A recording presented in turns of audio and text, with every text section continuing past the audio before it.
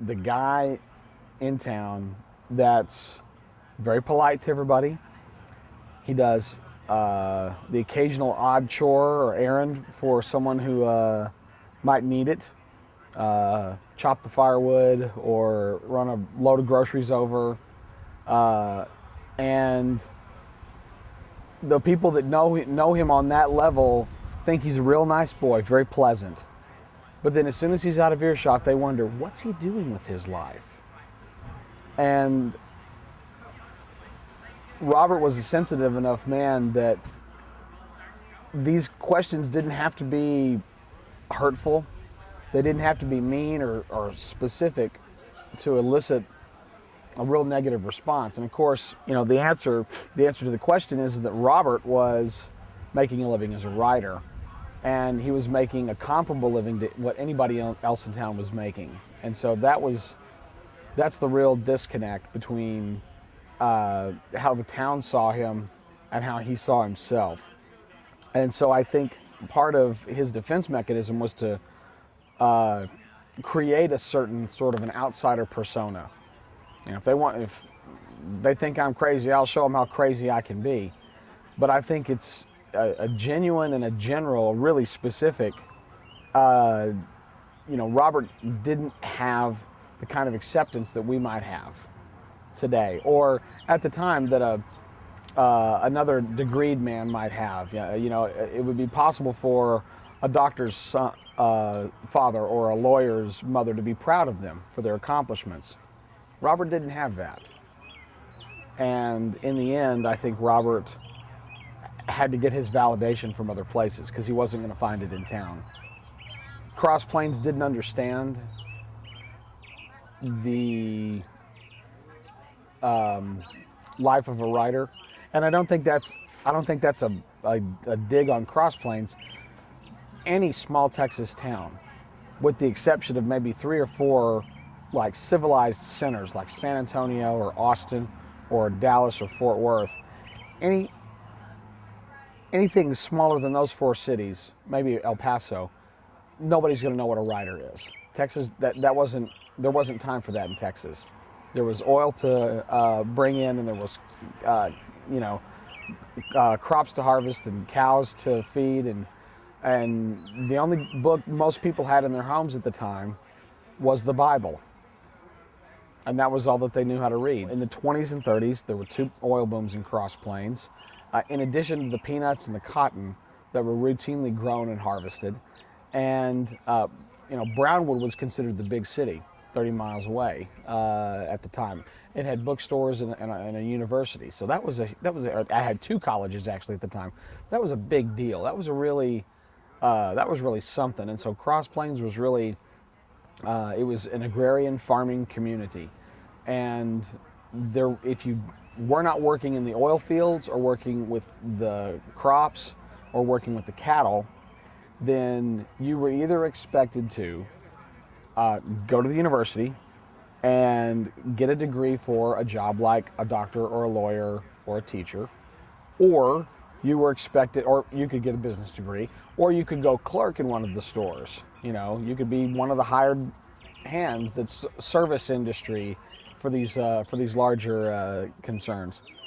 And Robert didn't want to do any of that. He figured out real early on kind of what he wanted to do. And I don't know what came first, if it was the chicken or the egg, if it was Robert wanting to be a writer, or if it was the family saying Hester needed somebody to look after her. And I think we all know it isn't going to be Isaac, because he's the doctor and has to make the rounds. So,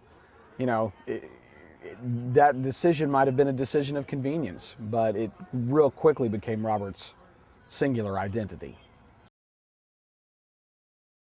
I think that people like a good story. And even in the modern world, with evidence to the contrary, Doc Howard's crazy son makes a good story. It certainly makes a better story than, no, he wasn't that crazy and he was a really good guy and he wrote a lot of really neat stuff and people just didn't understand him. Well, that's not nearly as much fun as, well, this one time I saw him walking down the street boxing the imaginary foes, and Another time he had a sombrero on. Um, People love to gossip. They always have, they always will. Small towns, no exception. And modern day Cross Plains, while it may look a lot more modern than 1920s and 30s Cross Plains, it's still essentially the same farming community. I had occasion to talk with some of the seniors at the high school recently, and a number of them planned on staying in town, farming, working their ranch, whatever. One of them was going to go to college to study animal husbandry and then come back to the ranch. So, in many ways, this place, attitudinally speaking, has been unchanged for 70, 75 years. It's not a bad thing.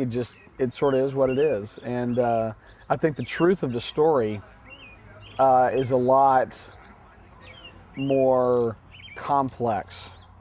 Howard was a complex man.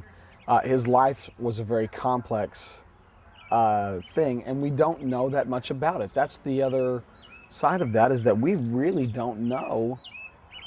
At the end of the day, everything there is to know, and we're never going to know. So it's going to take a while for Doc Howard's crazy son to sort of circulate out, and Robert E. Howard, Texas writer and poet, to circulate back in. But I think it's baby steps. This hasn't happened overnight, and it's only been in the last 10 to 15 years that there's really been a concerted effort to sort of move the impressions away from the familiar, and it'll happen. It's going to take a while, but it'll happen. It's kind of difficult because, from a marketing perspective, Conan is almost always depicted in a loincloth. He's usually got a sword.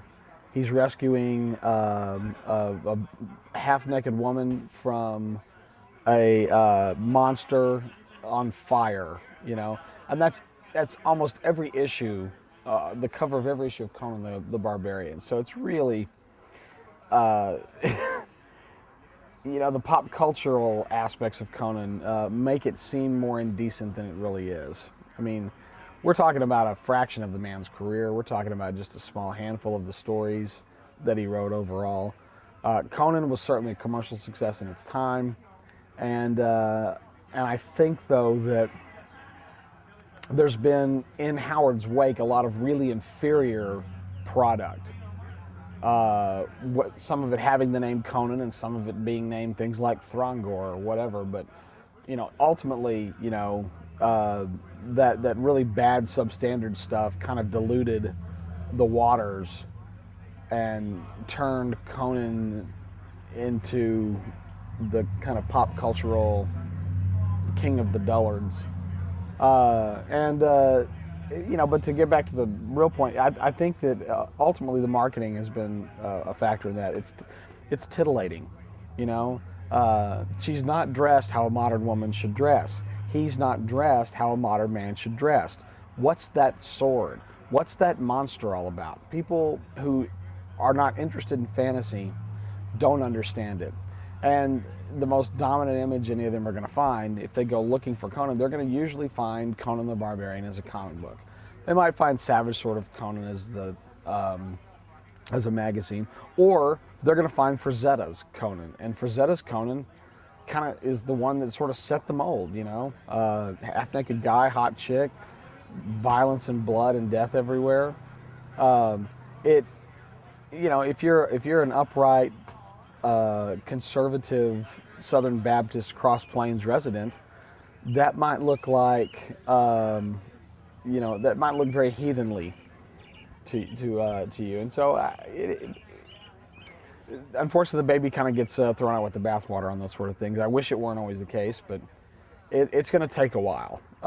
And maybe the new artists that are doing the Conan books, Gianni and Manchis and Schultz, can sort of take back the idea of the civilized barbarian, or Justin Sweet's call drawings. Maybe those can eventually supplant the sort of seemingly decadent imagery.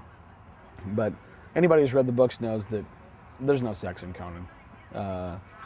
You might have a description of a heaving bosom, and then we cut right away back to the gorilla that Conan is fighting, because who doesn't want to see Conan fight a gorilla? It is different because I can hand an old timer here in Cross Plains a Conan novel, and I can hand him a Louis L'Amour book, and I can say there's exactly the same amount of bloodshed in both books. There's the same social situations, there's the same setup and execution. The difference is this is Conan and this is one of the Sacketts. Why do you have that problem? He'll point to Conan and go, well, that ain't real, is it? So, take that what you will. Fantasy being made up does not have the same sort of cachet that a made-up Western does, because there was a real Wild West. Now, if you think there really was a Conan, there might be something wrong with you. Truthfully, I don't think so. And I'll tell you why that is. It's true that he and Novelin were no longer seeing each other, but he had other friends. He had friends locally that he could have leaned on. He certainly had friends in Brownwood who would have driven down to be with him. Doc Howard's friends rallied. He had 2 nurses working full time.